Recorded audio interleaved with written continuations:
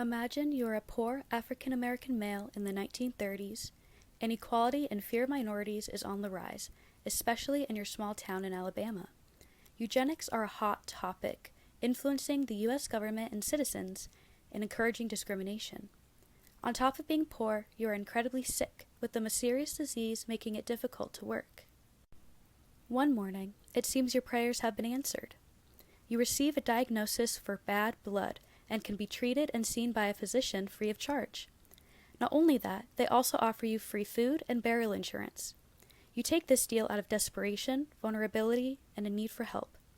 This is what the PHS was made for, to help people like you, right? You, along with 398 others, were also deceived by physicians that work for the U.S. Public Health Service. The service was not made to help people like you.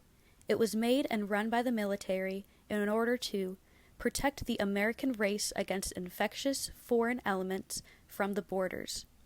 This fear was also spread to the American people and reinforced by medical journals claiming that African Americans were dirty, therefore more likely to carry and spread disease. So what doctors wrote these racist medical journals? The same people running the PHS and conducting horrible racist experiments. Unfortunately, you will become a victim of one of the most shameful events in the history of human services, known as the Tuskegee Syphilis experiment. It has been 10 years since you have been participating in the study at Tuskegee University, and you now have a beautiful wife who is pregnant with your first child. You and your wife are very nervous leading up to this birth, since her last pregnancy was a stillborn. However, this time was different, and you are blessed with a beautiful baby boy. He had a very low birth weight, but was seemingly healthy otherwise. You decided to name him Henry, after your father who passed away from injuries he earned during the World War. Suddenly, your wife starts screaming in pain and yells for you. You rush to hold her hand and pray that your baby boy did not cost you the life of your wife. 20 minutes of anxiety and agony go by, and then you see another head start to emerge. It's a healthy baby girl. You embrace your wife, both crying tears of joy for this miracle. She was a gift from God, returning the child that he took from them. From the years of 1932 to 1972, 399 poor African Americans from Alabama were denied treatment for latent-stage syphilis for an experiment. The government went to extreme measures to make sure the victims did not receive treatment of any kind. This went on for 40 years until they were exposed by newspapers. This resulted in an investigation by the Senate in 1973, 1 year after the end of the experiment. But this was much too late. The year is now 1942, 1 month since your wife gave birth to baby Henry and baby Miracle. You are fast asleep after a long day at work, while your wife is putting your children to sleep. Suddenly, you are awoken by screams of terror. You run to your wife and children, only to see your wife holding baby Miracle while she is rapidly and aggressively convulsing. The only thing you could do is hold your wife's hand and pray. Syphilis is a sexually transmitted disease that can spread through vaginal, anal, or oral sex.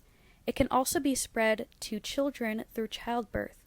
Syphilis can be asymptomatic for many years. A baby born with syphilis could be stillborn or even seem healthy, but have sudden problems in just a few weeks. These include seizures, deafness and blindness, and death. The year is now 1974, and Henry and Miracle are now 32 years old, and take care of your wife, who is ill with a rash that covers her entire body. Unfortunately, you passed away suddenly 2 years ago, leaving your son to provide for your family. Your son is the most burdened by your passing, because you went completely deaf before you passed, so you couldn't hear him say, "I love you," for the last time. One day, while everyone is eating dinner, a man arrives at the front door. He apologizes on behalf of his peers and informs Henry that him and his family will receive $15,000 and immediate treatment for syphilis. In 1974, $10 million was divided and given to surviving participants or the heirs of deceased participants. This includes the 399 people in the experimental group and the 201 people in the control group. The Tuskegee experiment also led to the National Research Act of 1974. This act includes protecting the rights and well-being of participants, requiring informed consent, and minimal and reasonable risks that are tied to the anticipated benefit. These rules are still required to be strictly followed in every experiment today. Despite all these changes, many African Americans are still hesitant to participate in medical studies, which adds to the issue of their underrepresentation in medical research. Not only that, but this also causes hesitation to accept help from any human service, and fear of mistreatment. For most of history, African Americans were excluded from medical studies. The lack of previous research, plus unwilling participants, means a gross underrepresentation. It is important for human service providers to have information that encompasses everyone so that they can help everyone better. This underrepresentation is, of course, not the fault of African Americans, but the fault of the government, including human services. The only thing we can do now is work to make human services a safe place for African Americans to create a future where everyone can benefit from studies and services the government provides.